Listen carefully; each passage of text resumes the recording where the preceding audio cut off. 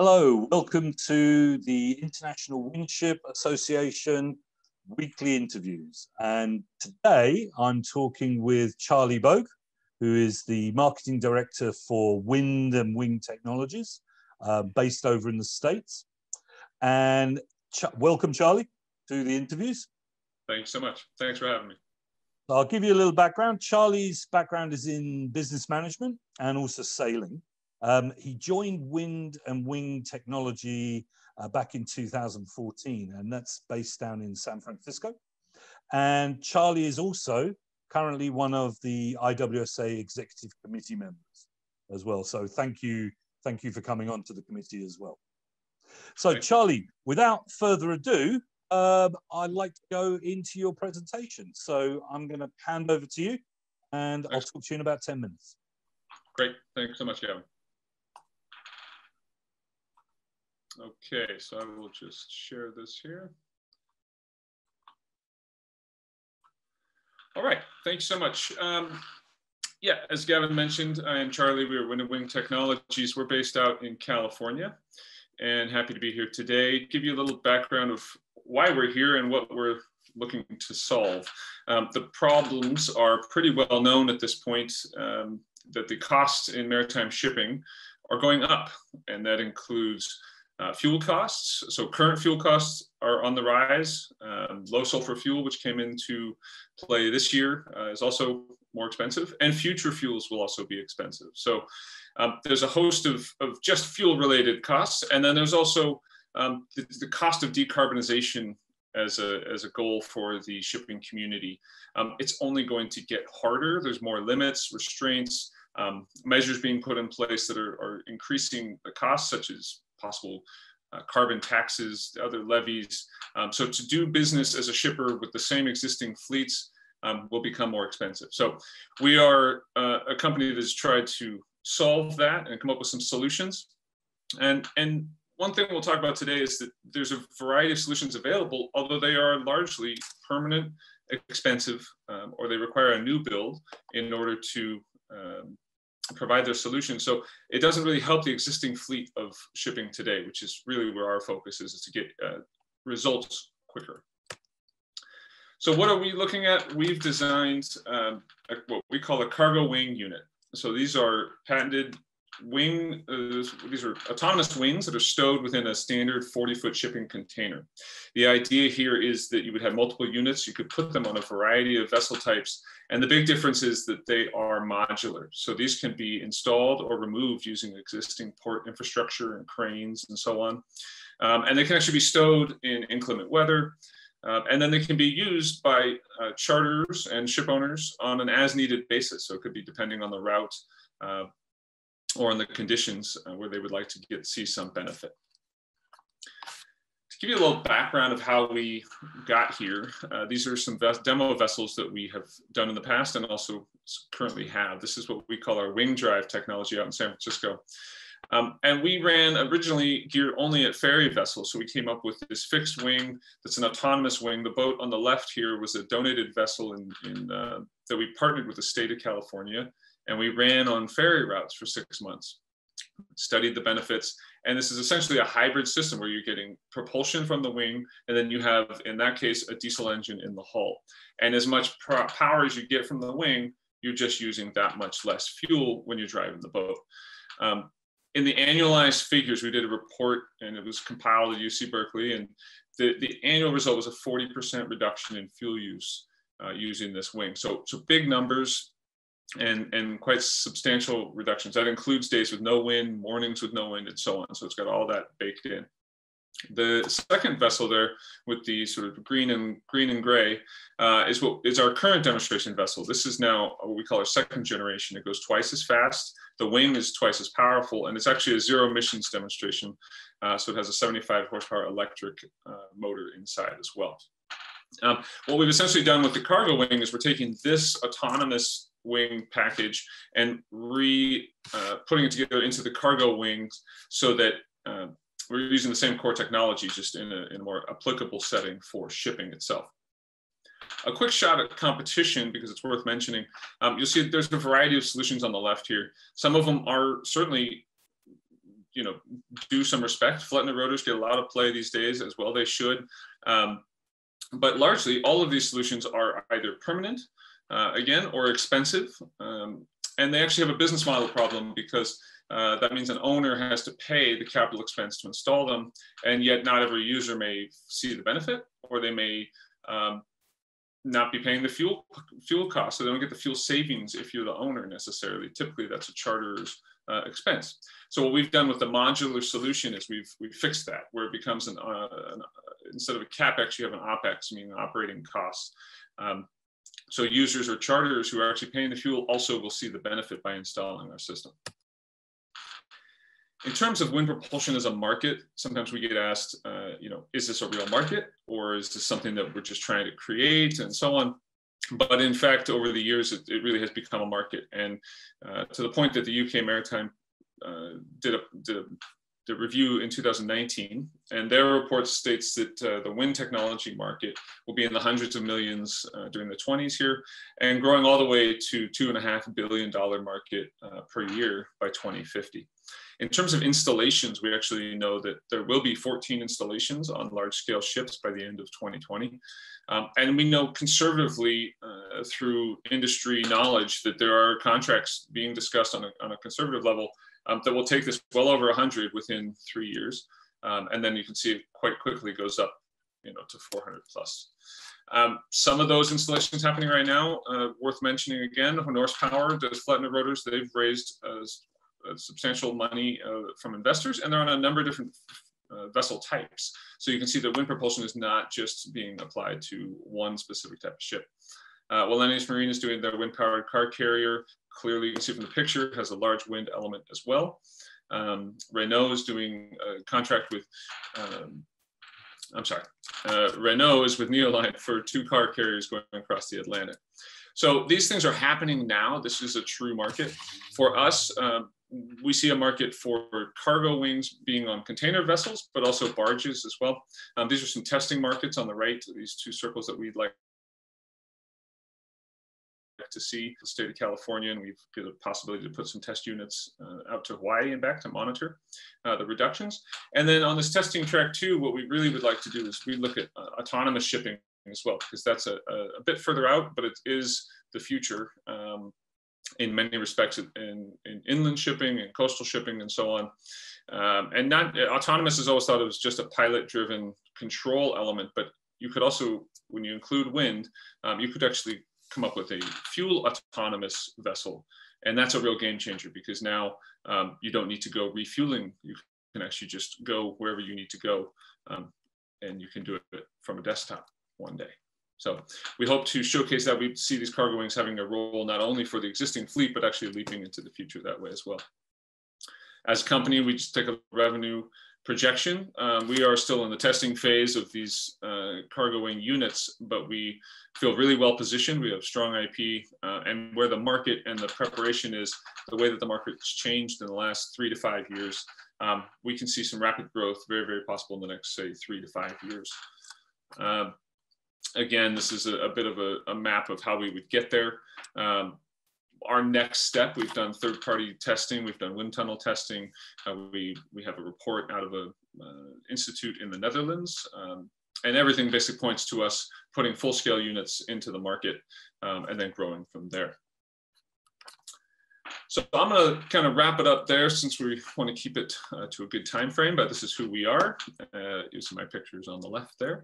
And we are excited. We actually feel like we're very well prepared, that the market is heading in the right direction, and that this is the right thing to do for the future. So I'll leave it there and stop sharing my screen, and we'll have a little bit more discussion. Yeah, thank you, Charlie. That was really interesting. And actually, I wasn't expecting the little wrap up of the wider sort of decarbonization and where the wind propulsion fits into those aspects, which is great. I mean, I've seen quite a development, and I think everybody in the industry has been, over the last 12, 18 months, of alternative fuels, the discussions around zero emissions, obviously a lot of the policy stuff. Where do you see wind propulsion really fitting into that, that development or that strategy to decarbonize? So one of the interesting things that I've seen actually just in the last couple of weeks even was, there's a fair amount of conferences these days and everybody's working remotely and whatnot. But, I see wind propulsion really as a fuel, obviously as a bridge fuel to get us to some of the longer term solutions. So I do see wind propulsion as a long-term solution, but there are some needs right now that are not able to be addressed. And some of the shipping industry is sort of waiting for this silver bullet technology, whether it's a fuel or some other kind of hull design or what have you. But they're using that time in between to sort of sit and wait. And I think wind propulsion, not only our modular solution, but in general can provide a real nice bridge as those other long-term solutions are sort of figured out. There are some gains that can be made right now that will help not only the industry and the cost, but also emissions as well. The other thing I would mention is all the analysis coming out now. Marsoft said at that last conference, they said decarbonization will change the world. And ship owners will need to look for less costly retrofits and useful life extensions in order to make an aging fleet basically stay more relative. So these folks they have aging fleets, they don't have a lot of money, and so there seems to be this feeling that there's going to be canceling of new builds or pausing on new builds and figuring out what do we do with our existing vessels and how do we make them more relevant. And I think that's another place where wind propulsion comes in and can say, hey, here's a way we can do it with your existing vessel, and then it helps that vessel come maybe under regulations if they're coming in, or just helps them in reducing costs. Yeah, no, I think that ties into what you were saying, this modularization idea.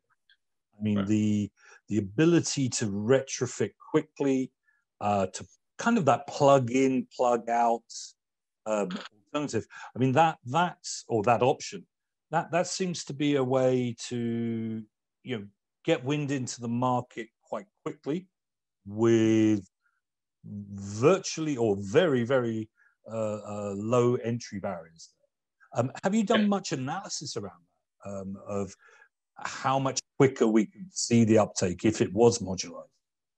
Well, I think, what we've seen already is that just the appeal of testing it out, if just in the most layman's terms, as an owner, if you're asked to put a large scale installation that's permanent, it's pretty hard to make. I mean, that's a big ask. And so if you have a modular option and you can tell someone, hey, listen, just here, put it on and we can take it right back off if you don't like it, is a really nice feature. So that we've seen.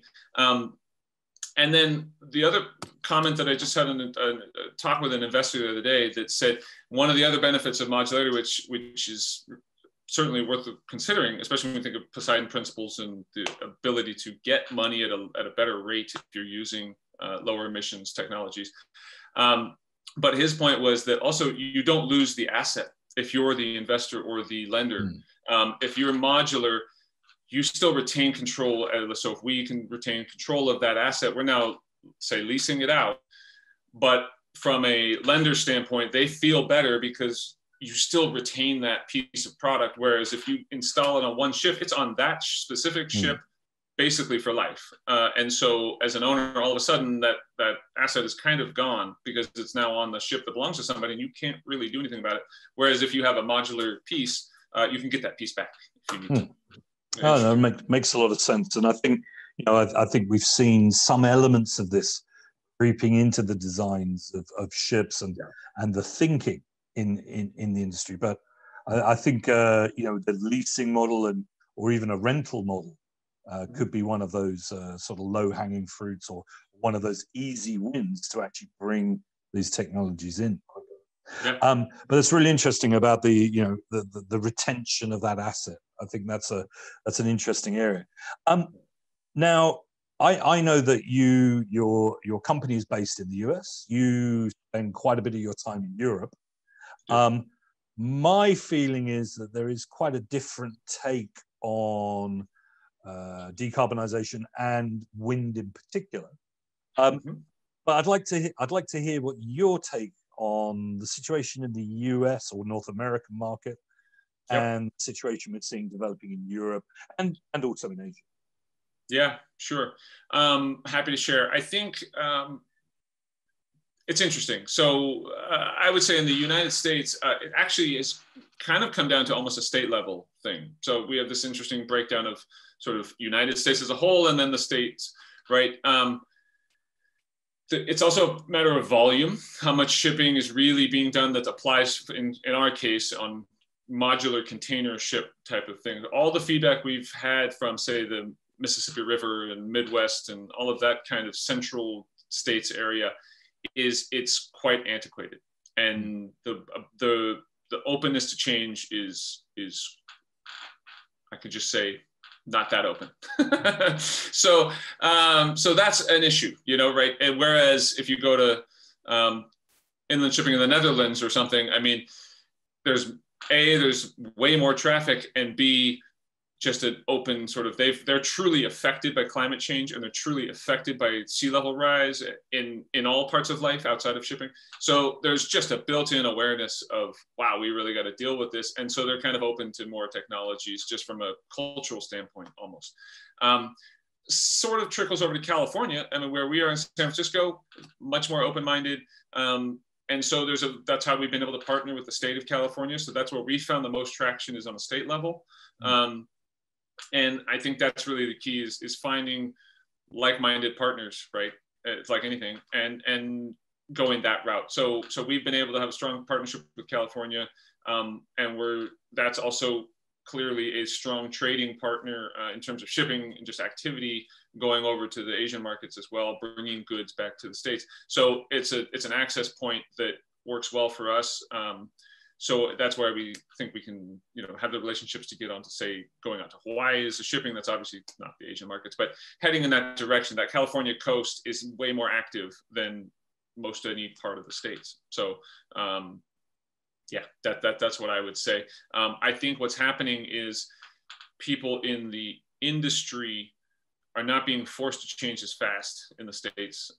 And so in the EU, they're just, not only are people just culturally a bit more open to figuring it out, but there's just, EU is just more aggressive in how they're tackling it and the stance they're taking. So. And that's in a sort of general decarbonization point of view. Yeah. What is the perception around wind propulsion? Generally, I mean, wind propulsion is seen, it's only gotten more legitimate. That's the way I've seen it. So the more, the questions for us is proving yourself out. So when we did the demonstration vessel in California, when we did those ferry routes, that becomes a very real conversation, and people are open to it when it's a real thing. Granted, it's the human nature really likes to poke holes in anything. So I think there's an element of that, but really, I don't think I think people see wind propulsion as an option, and they see it as a legitimate thing. You just have to show them that it is what you say it is, and in the States, I would say there's a little bit more just an antiquated view when they hear wind propulsion. Pretty much anybody in the States will say that, oh, you mean the kites? That's just the answer. Oh, okay. That's it. And so that's good that they know what kites are, but they're thinking of kites from a long time ago. That the follow-up to that is most people would say the kites that didn't work. And so then you got to sort of have a conversation about that. But it gets into business model, and it gets into other kinds of things. And so it's interesting. But I find in the EU, people kind of understand the shipping and the need for new technologies. And if it's wind, great. And if it's something else, that's fine too. And so there's not really as much of a stigma, maybe. Right. It's interesting, as you say, the demonstrator issue. I think we're now moving, as an industry or a technology segment, as you mentioned, sort of between 12 and 14 large installations of wind assist on various types of ships. That is becoming a very real thing. So I think, as a segment, we're kind of moving into okay, we've got some ships here. Yeah. This is what they do. There's this pipeline. And I think, I was really interested to see how you're looking at the development of your technology and where that's going to come into the market. Yeah. Well, I think there's a spearhead element too, where no matter who gets in there and makes it legitimate, when there's 2 or 3 legitimate technologies, then it opens up everything, and it causes people to say, well, if we can do that, what else could we do? You know, and then now you're in a nice development cycle where, you know, innovation is happening more and more, because it's no longer, is wind propulsion legitimate? It's, oh, well, we could do it with a Flettner rotor, and what else could we do? Or we can do it with this, what else can we do? And now you're just having a conversation about why your technology works. And absolutely. That's great. No, that's great. And so a final little discussion point that I wanted to touch on was that, you know, we've touched on, or you've touched on the sort of perspective, or the maybe the conservative nature of shipping in the US, perhaps, and maybe the more visionary or the more forward-looking approaches in the EU at the moment. But so perception is one of those really difficult things to get hold of. What other barriers are you seeing that are stopping the uptake? Because we could have 100 installations today, we could have 1,000 installations today, but we're still not seeing that level of commitment yet. What is stopping that? I think so. There's a couple of them. I would say one is, in general, the permanent nature of wind propulsion installations as a whole, like at least the perception of that, which is part of what we're trying to change. So there's very few modular. So people look at it like, well, if I got to do that, I got to go all in, you know? And so they feel they're going to hold back and wait. And that's where I was sort of saying in the presentation, the shipping industry tends to sit and wait for the perfect solution. And I think what may be happening now is people are realizing there isn't just this isn't going to just be solved necessarily. It's everyone's going to have to figure out what is their solution. And even each owner or fleet may have to figure out, well, for this fleet, it's a piecemeal approach where these work for this set of vessels and these work for that. And it's going to take some work, but you know, that's okay. But we need to understand that. So I think there's part of that is people just kind of waiting to see, okay, well, I heard a ship owner just 2 weeks ago say, we've always invested, we will always invest in technology. We just need to understand what is the technology that we're investing in. That's a nice statement. It was a little bit of lip service, but it was also, you can tell, thinking, okay, I'm going to outlay a bunch of capital. I better be darn well sure that I know that I'm laying my capital in the right place and the right technology. And so I think that's what makes people really, really hesitant, makes owners really hesitant. So I think if we can get into the modular sense, is part of why we do what we do, is why we saw an opportunity there. And then obviously it'll just be the more adoption there is, then it becomes a rolling ball, right? So that's one barrier. And I think the other barrier is really just, well, it's going to be lack of incentive, basically. It's not really a barrier, but it's going to be, there's not as much of a need even yet. They understand there's a need, but the fire isn't quite hot enough, you know? So I think that as whatever you want to call them, you know, penalties or measures and things like that are coming down and creating an environment where you need to change, it's coming. No one doubts that it's coming.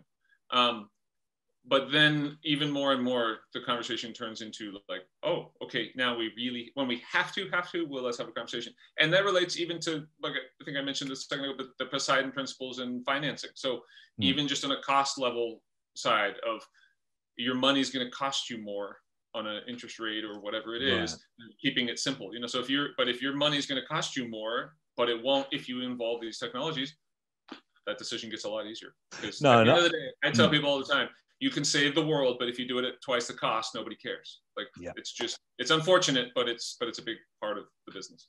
No, and I think that rings true, you know, especially in an industry that's in the past been quite heavily regulatory or compliance driven. You'll always have those first movers, but until that regulation comes in, and also the pricing of the fuel, you know, that's where you're really stoking the embers, and as you say, setting the fire under the movement. Yeah, So exactly. that's interesting. Right, I'm gonna move this into a little bit of a quick fire Q&A now. So if you're ready, okay. What I want is a single sentence answer. Okay. You can do a yes or no answer, but it would be nice to have a little bit more information. Okay. Okay. So you joined Win Plus Wing Tech in 2014. What got you into this field? Well, I would say passion and sort of just a bit of a chance. I worked with our ownership in a sister company that's also in sailing, but in tourism, and we're out in San Francisco.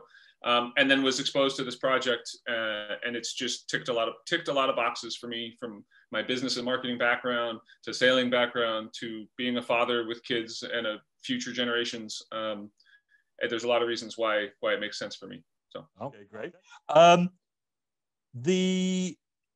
You mentioned about ferries before, but initially you were looking in the ferry sector.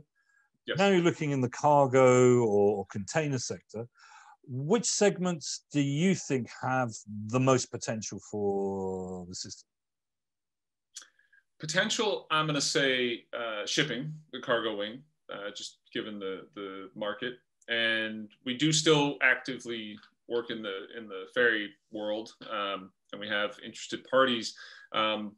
Frankly, the nature of the virus and coronavirus in these times has sort of shaken up public transportation to a point that it's just a bit on hold and a bit on pause. So it's given us opportunity to focus even more heavily on the cargo wing.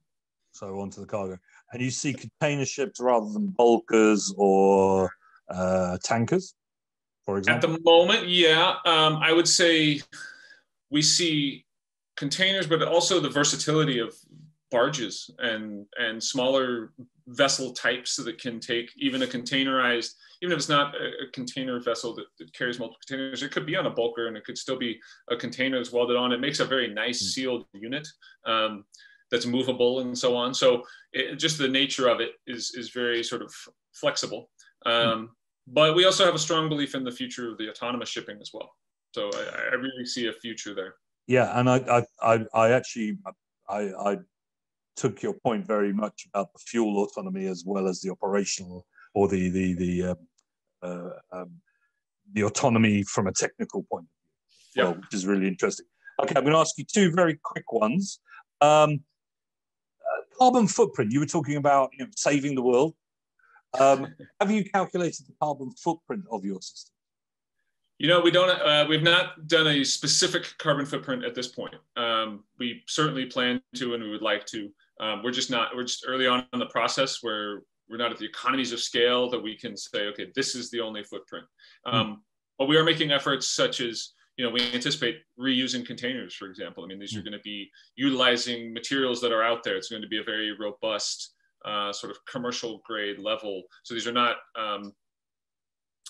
large electric installations that have batteries that need to be considered for a long term. So we're confident that it would be a fairly low footprint, but no, to answer your question, no. Don't have just yet. Okay. And